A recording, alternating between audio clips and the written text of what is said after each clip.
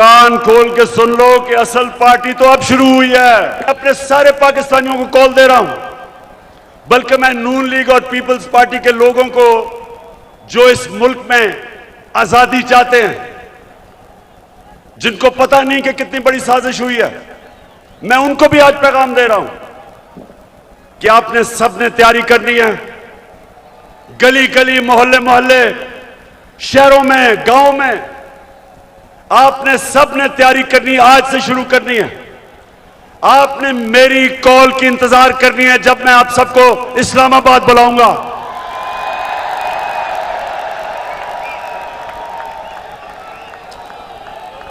میں آج یہ واضح کر دوں کہ میں کسی قسم کا تصادم نہیں چاہتا. یہ میرا ملک ہے، میرے کوئی اس ملک کے باہر جانے کی جگہ نہیں.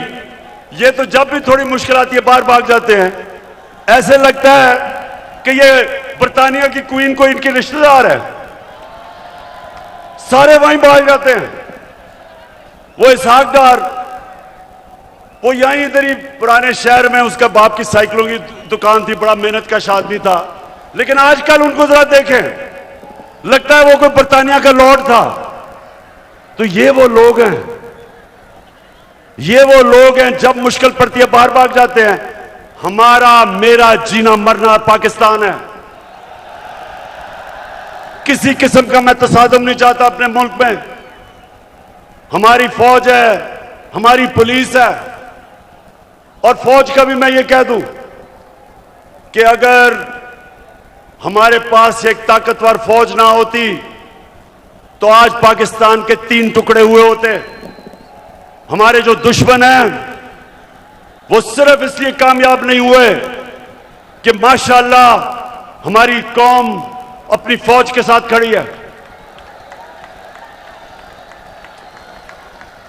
ہماری فوج نے ایک غلط فیصلہ مشرف نے کیا، غلط فیصلہ اس نے کیا، لیکن ہماری فوج نے جس طرح کی قربانیاں دی، وہ قربانیاں نہ دیتے تو آج پاکستان کا بھی وہ جو شام اور عراق کا حال ہے وہ ہوتا. تو ہم آج داد دیتے ہیں اپنی فوج کو، اپنی پولیس کو. ہم چاہتے ہیں کہ ہماری پولیس بھی ایک مضبوط پولیس فورس بنے. ہم کوئی کسی قسم کی اس ملک کو نقصان نہیں پہنچانا چاہتے، لیکن ہم کسی صورت اس امپورٹڈ حکومت کو تسلیم نہیں کریں گے.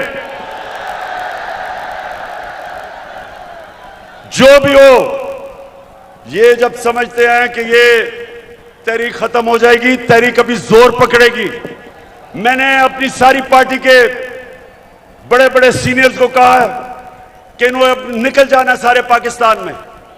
آپ نے جا کے لوگوں کو تیار کرنا ہے، اپنی حقیقی آزادی کی تحریک میں سب کو شامل کرنا ہے. آپ نے اپنے علاقوں سے نکل کے اور سینئر لیڈرشپ نے پاکستان کے ان علاقوں میں جانا ہے تاکہ لوگ تیار ہوں، میری کال کی انتظار کریں. اور میں صرف ایک چیز چاہتا ہوں، کوئی اور چیز نہیں چاہتا.